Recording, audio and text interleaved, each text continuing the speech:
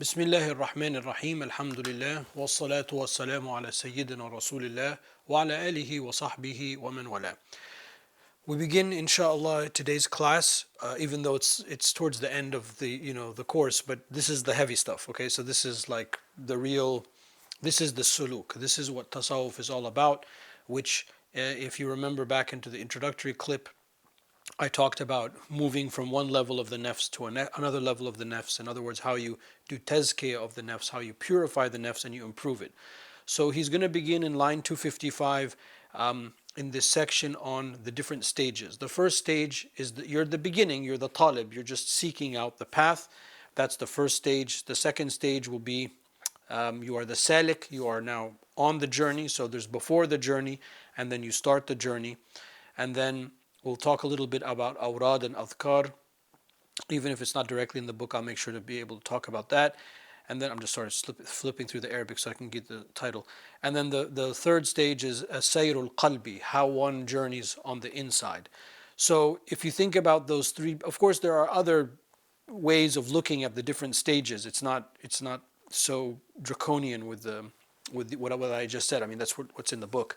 But you want to start. So you've got to learn the stuff. That's what we're doing basically in this course. This is like the pre-course, the pre-tasawwuf course. This is the stuff you need to know, so you kind of have a mental map of what's going on and how to approach the subject. And then you begin. Then you begin and then you start doing things like making adhkar, making tawbah. Maybe you wake up a little bit earlier, sleep a little bit earlier, eat less, sleep less, so on and so forth. And then the real journey begins, which is the journey on the inside. Now, a lot of times people forget about that because tasawwuf can be so overwhelming with the accoutrement and the paraphernalia of tasawwuf that you forget that the real tasawwuf is what's in the inside. So it doesn't matter what you look like on the outside, unless you're doing something that's outwardly haram. That doesn't matter. What matters is what's happening on the inside and the sayr on the inside. So I want to kind of gently take us through those lines. I realize that I'm way behind. I did a little bit of math before I hit record, so I'm going to try to pick up. I have to pick up the pace because I got to finish the book. So we're going to go a little bit faster today, but then starting tomorrow, definitely we'll pick up the pace big time until we finish, inshallah. So we'll begin the discussion in the next clip. Okay, so we begin the way we always begin our classes, which is to turn to the direct text that we're studying. In this case, the poem of the Mabahith al-Asliya by Ibn al-Banna radiyallahu anhu. قال المصنف رحمه الله ونفعنا بعلومه في الدارين آمين. He says, may Allah Ta'ala have mercy on him and may we benefit from his knowledge in this world and in the next. This is line 255. And I am going to go a little bit faster, and we'll use the live classes when we get to them to discuss questions that people might have. He says رضي الله عنه فإن أتى القوم أخو فتون وقال يا قوم أتقبلوني. If a troubled man comes to the people and says, O people, will you accept me and to join? 256 تقبلوه صادقا أو كاذبا إذ كان محتوما عليهم واجبا. They accept whether he is sincere or a liar because it is imposed and obligatory. Okay, so we're here to help everybody. There is no litmus test. There's no, well, you got to have the secret handshake to join the tasawwuf. That's not tasawwuf. That's something else. Somebody comes and they says, I want to take the tariq. Ahlan wa sahlan. Come. Just like the Prophet ﷺ was with people, we are transparent. 257 وحذروه من ركوب الإثم وأمروه باقتباس العلم. They warn him from wrong action and they order him to acquire knowledge. Okay, so you can't do tasawwuf without learning something. One of the worst things is the Sufi that's ignorant. I mean, it's one of the worst things because you think you're doing all this spiritual gymnastics and then you have no knowledge and then you end up doing just bid'ah, and then the bid'ah leaves you into like haram, and the haram can, God forbid, leave you to shirk. I mean, it could be some pretty messed up stuff. And unfortunately, I have seen stuff like that. May Allah Ta'ala protect us. I don't want to get into any details. Allah Ta'ala protect us. So part of tasawwuf is you got to learn the basics. I mean, you don't have to, have a degree in Islamic studies or have studied all of the core ulum al-shari'ah, but you got to know the basics. I mean, so when we start, you kind of know where to plug in the data as you learn it. And then, obviously before that, you are advised to stay away from the wrong actions. And usually you begin by making 2 rak'ah of tawbah. 258, وَأَمَرُوهُ بِلُزُومِ الطَّاعَةِ وَالْمَاءِ وَالْقِبْلَةِ وَالْجَمَاعَةِ. They indoctrinate him in the conditions of turning from wrong actions and order him to keep company. So the things that are Sorry, I misread the line. Sorry, 258. Let me read the Arabic again. I'm trying to go too fast for my own good. 258. وَأَمَرُوهُ بِلُزُومِ الطَّاعَةِ وَالْمَاءِ وَالْقِبْلَةِ وَالْجَمَاعَةِ. They order him to hold to obedience, water, qibla, and congregation. Obey the sheikh or the representative of the sheikh. Water, yani have a little bit of sustenance that you need. The qibla, you got to pray. And the jama'ah, the congregation. Don't do this on your own, but stick with the group. 259. وقرروا فيه شروط التوبة وأمروه بلزوم الصحبة. They indoctrinate him. It's kind of like a bad word in English, indoctrinate. It usually has a negative connotation. I mean, it's the right translation, but I wonder if there would be a better word. They teach him or... Okay. I'm just going to read it the way it is. We'll think of translation options later. They indoctrinate him in the conditions of turning from wrong actions and order him to keep good company. So you got to learn how to make tawbah. The conditions of tawbah, to make istighfar, to feel bad about it, about the sin, and to promise not to go back to it. And if the sin involves somebody else, to redress the wrong. Those are the conditions of the tawbah. 260. ثم أمدوه بعلم الظاهر حتى استقامت عنده السرائر. Then they give him outward knowledge until the inward is straight for him. So you gotta follow the sunnah. You gotta follow the kitab and sunnah is basically what he's saying. So you have to learn how to make wudu and pray. So if you come and you want the tariq because you're overwhelmed by this sheikh and you want to make tawbah and take this tariq, and you've never prayed a rak'ah in your life, well, you gotta learn how to pray first. How are you going to fly if you can't walk? And there are people that are, that's just a ridiculous example, but there are people that do that. There are people that come and they want some super spiritual experience and they don't even do the basics. So you got to get the basics, because if you build on not the basics, the building is going to crumble. So it's not just the prayer and the wudu. That's the basic, right? But you gotta eat halal, your foods. You gotta dress halal. You have to. Excuse me for saying. You gotta learn how to clean yourself from the bathroom. These spiritual things that we talk about in fiqh, the fiqh things that we talk about, they have huge spiritual ramifications. The Prophet ﷺ walked by two graves and said they're being punished, and they're not being punished for something, big, like they made some big sin. They didn't clean themselves after the bathroom. So how are you walking around with all of this najasa, and then you want to have a spiritual state? It doesn't make sense. So tasawwuf has to start like that, and that's why it's very important that it's, as I said over, and I'll keep saying it, inshallah, as long as I have life and breath, that the Sufis were the most assiduous followers of the Sunnah, very obsessed with all of the Sunnahs, because there can be no real, true, lasting spiritual experience without following the Sunnah of the Prophet alayhi salatu wasalam. So when somebody comes, that's how they're going to start. 261. حتى إذا انقاد إلى الإفادة وكاد أن يعلو الإرادة, until such person complies with the benefit and is most ready to be a murid. See, so this is all the beginning, the prerequisites to be the murid, to be the person that's taking the sheikh as their spiritual guide. 262. إذ للمريد عندهم حدود لأجلها قيل له مريد. To them, yani the people of tasawwuf, the murid has limits, and because of them he is called a murid. Yani the murid is somebody who seeks. 263. فعندها رد إلى الأوراد كالصمت والصوم مع السهاد. Then he is connected with awrad, silence, fasting, and sleeplessness. So when the person goes from zero to ready, so the person has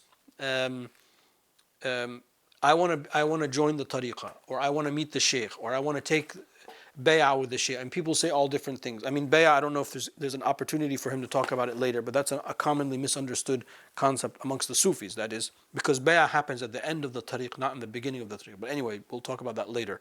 I hope I remember. But, okay, do you pray? Do you make wudu? Do you pray? How are you living your life? Are you like drinking alcohol, doing drugs? Like, you got to stop all that stuff before we even start. So that's the pre-stuff. Now, once the person has checked those boxes, then he's given the awrad, the dhikr. The dhikr is the main tool of every tariqah has its own litany of recitation, remembrances, of spiritual devotion, and that's what takes them to Allah subhanahu wa ta'ala. Then they are advised for silence, so they speak less, fasting, eating less, sleeplessness, sleeping less, and then the fourth would be social interactions. He didn't mention that, but that's also another one, except the social interactions within the tariq. 264 وعاملوه بالمعاملات إذ علموا من نفسه العلات. Then they deal with him by different transactions because they know the different sicknesses. So each murid that comes to the sheikh, they're going to have different ailments, different spiritual ailments. And then the sheikh's job, and the reason the sheikh is the sheikh and licensed to do that, is that he can sort of help navigate like what this person needs. Like this person needs tough love, this person needs a gentle touch.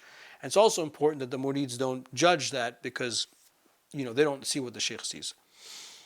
265 ولم يحيله على الحقيقة ولم يحيله على الحقيقة إذ لم يكن مستوفى الطريقة.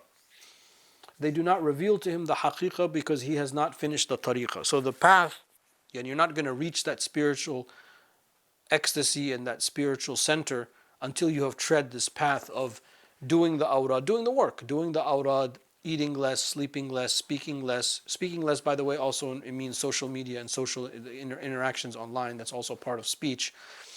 And social interactions, and you come within yourself, and then you're ready to begin that inner journey. Then once you do that inner journey stuff, then you're ready to take on more and more and more.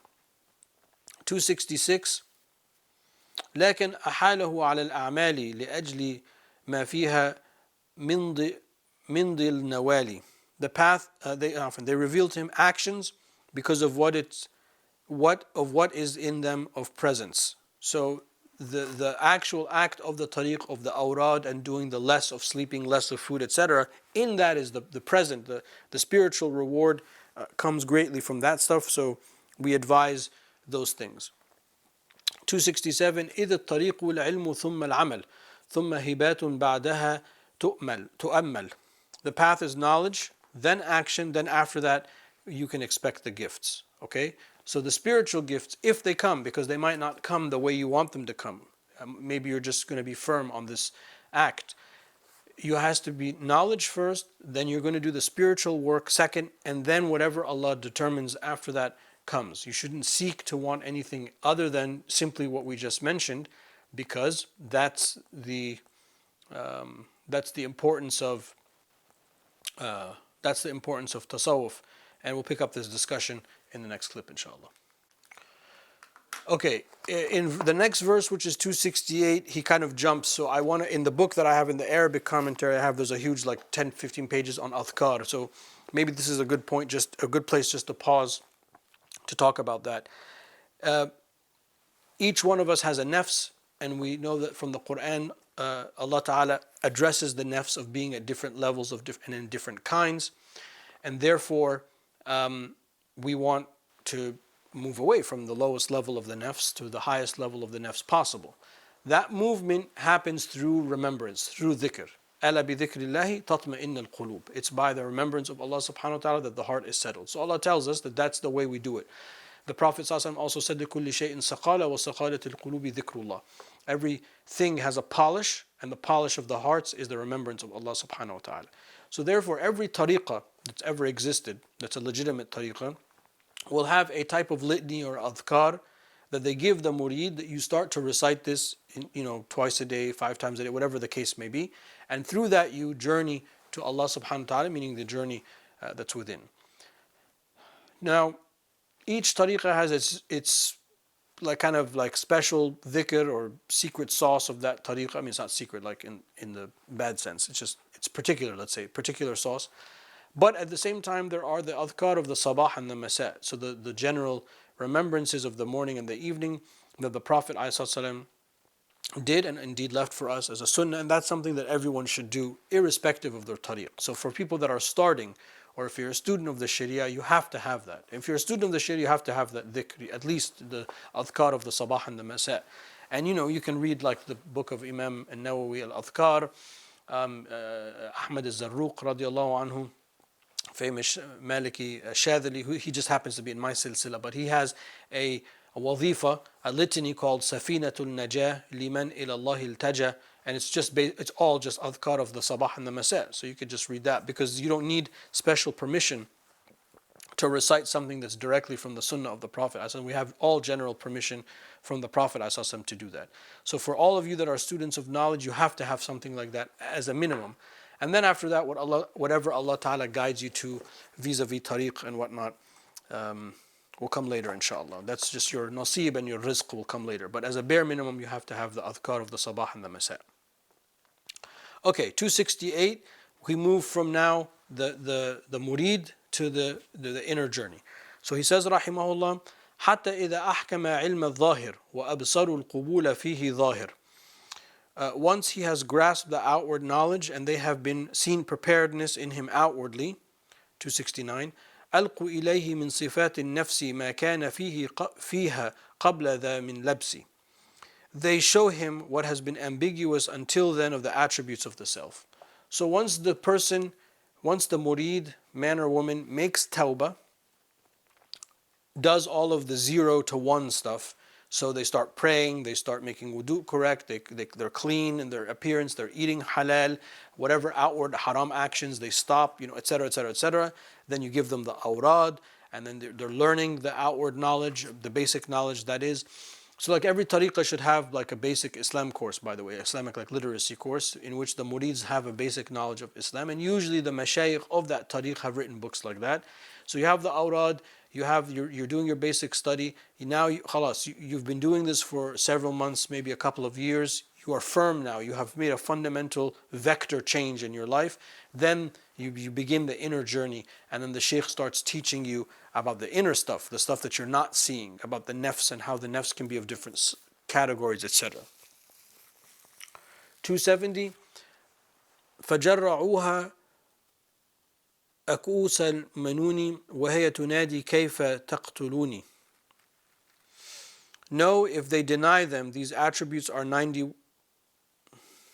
Sorry, I'm just off today. Let me read 270. That's where we are.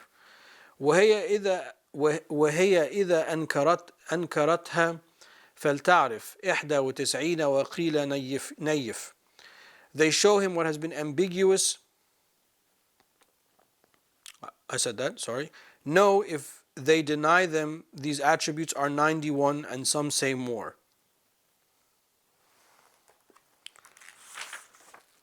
And then 271, فَجَرَّعُوهَا أَكْؤُوسَ الْمَنُونِ وَهَيَ تُنَادِي كَيْفَ تَقْتُلُونِ. They force it to drink the glass of death and it screams, how can you kill me? So, what are the negative attributes of the self? He's saying they're 91. Let me just read from the commentary here, just like a list, such as pride, vanity, boasting, emptiness, hatred, treachery, rancor, greed, false hope, holding a grudge, jealousy, irritation, worry, restlessness, expectation, accumulation, withholding, cowardice, ignorance, laziness, aversions, antipathy, following desires, mocking, on and on the list goes. So all the negative quotes, the kind of stuff that you find in Ihya Ulumuddin, in the muhlikat, in the section that talks about the destructive character traits.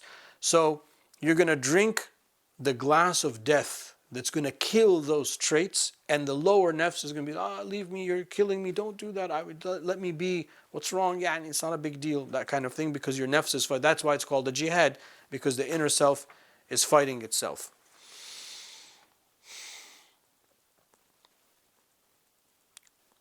Sometimes in the book that I'm reading from the Arabic, the verses are next to each other. Sometimes I have to scroll till I get to the next page. Okay, 272.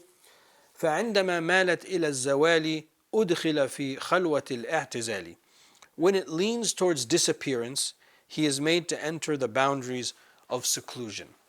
So once you kill those negative traits, which means that first you got to be aware of those negative traits. Once you kill those negative traits, then you can be placed in a khalwa, in a seclusion, which is one of the main teachings of tasawwuf. Just like the Prophet ﷺ when he was in Ghar Hira before the revelation, and that's where he received the revelation. And indeed, he used to do i'tikaf every Ramadan, sallallahu alayhi wa sallam. Then you are ready for that intense spiritual experience of being in the khalwa, because now you have fought yourself, so you're ready to receive more. 273 وقيل قل على الدوام الله واحذر كطرف العين أن تنساه. It is said to it is said to him, say Allah always and beware, do not forget him for the blink of an eye. So when you are in the khalwa, the shaykh is going to give you a dhikr. In our tariqah, which is the Shadali tariqah, which is the tariqah of the author, we do the khalwa is by the ism al-mufrad, by invoking Allah, Allah, Allah, for a certain amount of time. So that's why he says that. Or it could be just simply you're in the khalwa and the shaykh gives you dhikr to say, and then you do the dhikr or recitation of Quran. Or a series of adhkar or certain prayers on the Prophet ﷺ. But every tariqah will have its own way of the khalwa. The formula of the khalwa will be different, but the basic structure is the same. Just like all of our prayers are the same, but there are differences of the hayat and the sunan according to the different the madhab. It's the same thing. You go in there for a certain period of time, maybe like it's 3 days as a minimum, and then you are intensely invoking, and then you receive, inshallah, these spiritual gifts. 274 ووكل الشيخ به خديما يلقي إليه القول والتعليم. The shaykh has designated a servant for him who will take speech and teaching to him. So in the khalwa, for you to go to the khalwa, the shaykh has to give you a servant, because you can't be preoccupied with eating, preparing food, these type of things.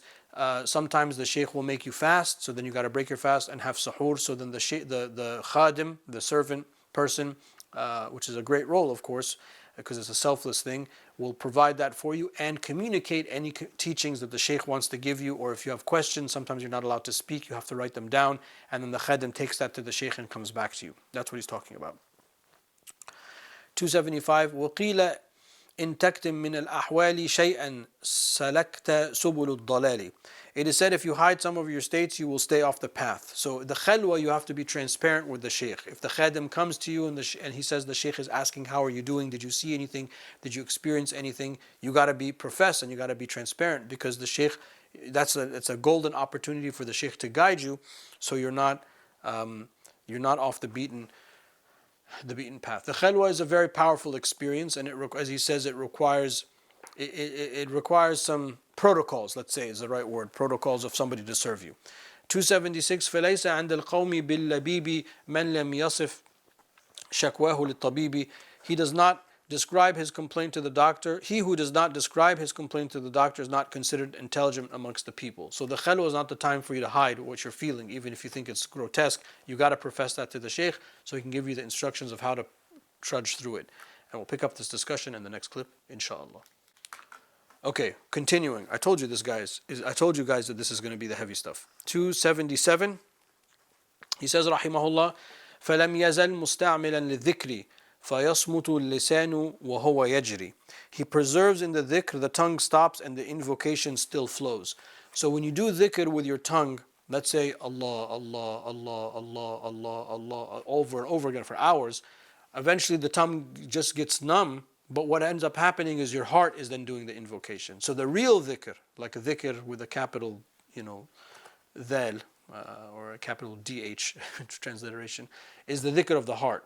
So the dhikr of the tongue, of the mouth, is simply to stimulate the heart to continue to do the dhikr. 278. وَقَدْرَ مَا 278. وقدر ما تجوهر اللسان بالاسم يستثبته الجنان. اللهم صل على سيدنا. 278. The inward is imprinted with the name according to how much the tongue repeats it. That's what I just said.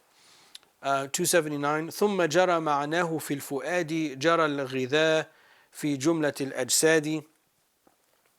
Then its meaning flows in the heart like nourishment flows in the body. These are very beautiful lines, because this is almost an exact description of what happens.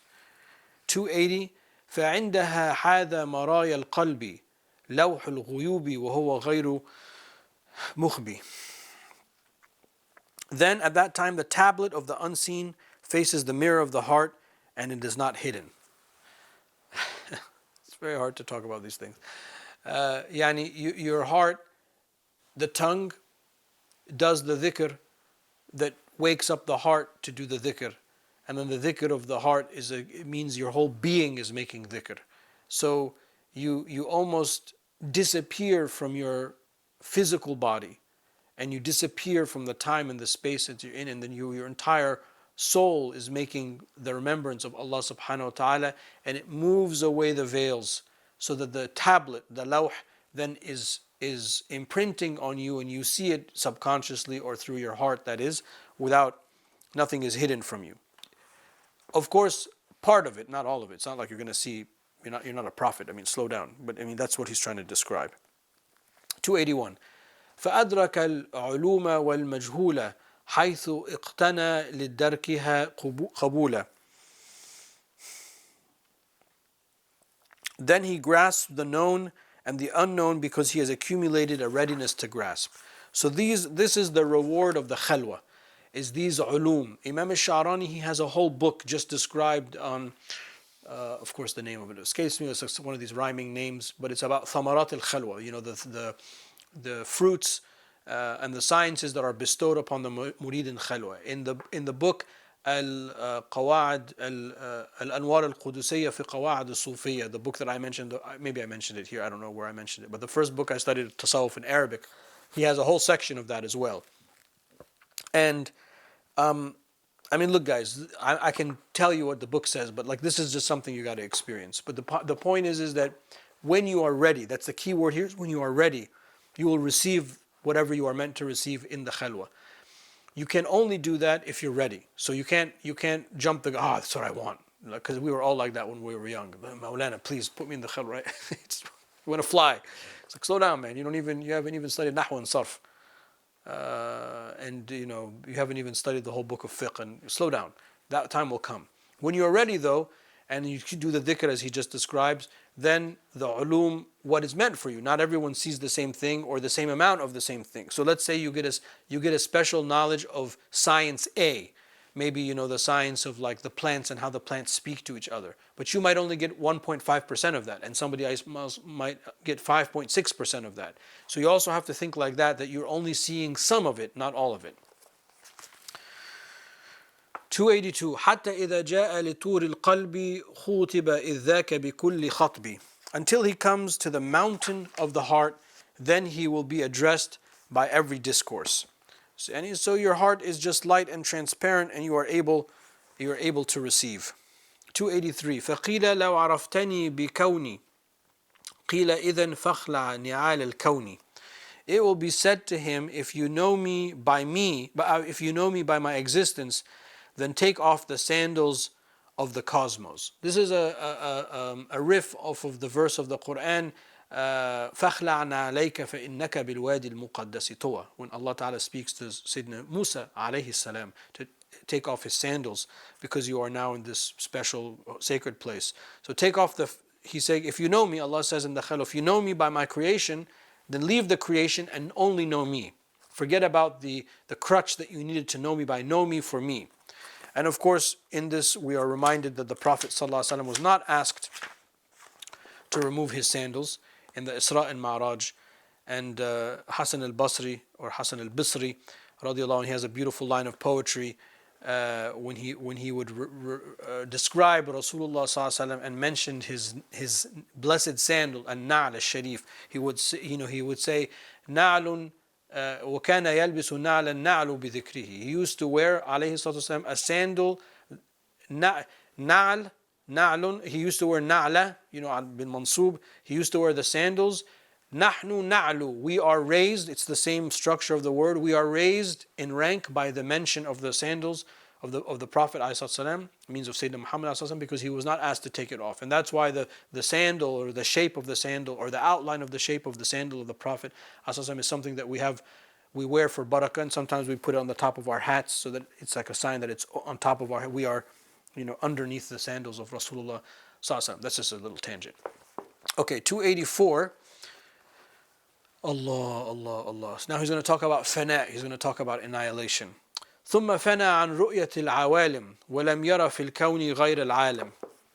Then he is annihilated from seeing created beings and sees nothing in the cosmos except the knower. Because khalas, if Allah tells you, you know me through my creation, forget about the creation, here I am. So this is called al-fana. then everything around you just disappears and you just see Allah, Allah, Allah. Of course, you don't see Allah like the that of Allah. Yani it's a manifestation or a tajalli on your heart. 285. ثم انتهى لفلك الحقيقة فقيل هذا غاية الطريقة. He finishes by untangling the reality and is told this is the goal of path. The goal of the path is that you don't see anything except Allah, and that you come back and then you live your life normally, but knowing deep inside you in your heart there's only Allah subhanahu wa ta'ala. 286. ثم امتحى في غيبة الشهود فأطلق القول أنا مقصودي. Then he is obliterated in the absence of witnessing and he lets out the speech, I am my worshipped. So you are then even absent minded of the fact that you have been annihilated. So being aware that I only see Allah, there's still the me in it. There's still the ana, because I am still communicating. But he's saying beyond that, khalas, it's just that all it is Allah. كان الله ولا شيء معه وهو الآن على ما عليه كان. 287. حتى إذا رد عليه منه أثبت فرقا حيث لم يكنه. Until he is brought back to himself from it, then he confirms the separation that was not there. So you're going to come back from that state. Obviously, you can't stay in that state forever, else you just become majnoon. And then you can yes, that did happen. And now you're on your way back, but having that imprinted, and once that's imprinted on you, it will never leave you, inshallah. 288. فرد نحو عالم التخيل وعبروا عن ذاك بالنزول. And he has returned toward the world of obligations, yani this world where you got to do stuff, and they express that as descent. You've come back. 289. ورده بالحق نحو الخلق كي يؤدي واجبات الرق. And his return is by the real, by the permission of Allah, towards creation, so that he may perform the obligations of slavery, because we are Allah's slave and he has asked us to worship him and to improve ourselves. So we have to do the things that Allah subhanahu wa ta'ala asks. I feel like I'm rushing too much, so I'm actually going to stop and we'll start with 290.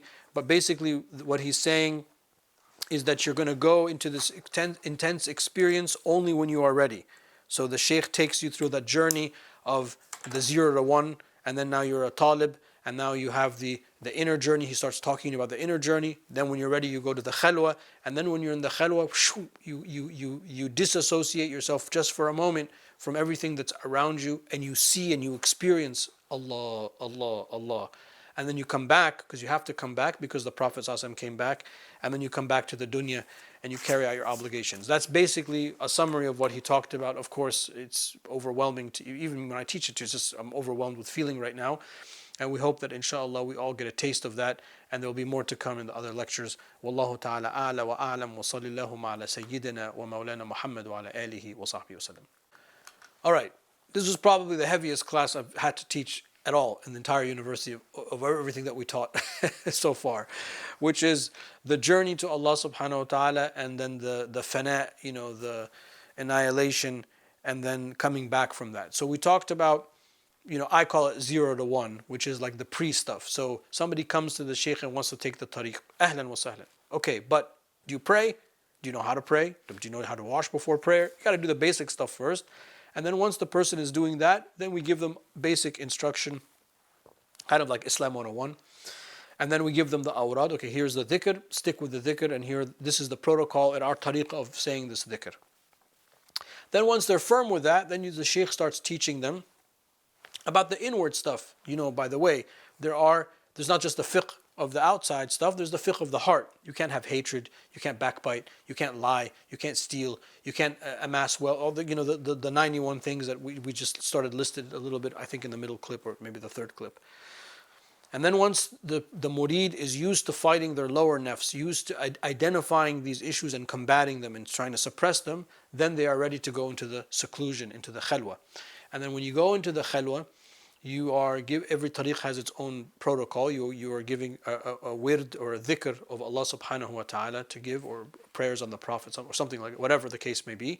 Point is that it's an intense moment of remembrance, and then the outward remembrance stimulates the inward remembrance, and then the inward remembrance brings you to the presence of Allah subhanahu wa ta'ala, where you for a moment you are not aware of really anything else, time, space, yourself. All you see is Allah subhanahu wa ta'ala.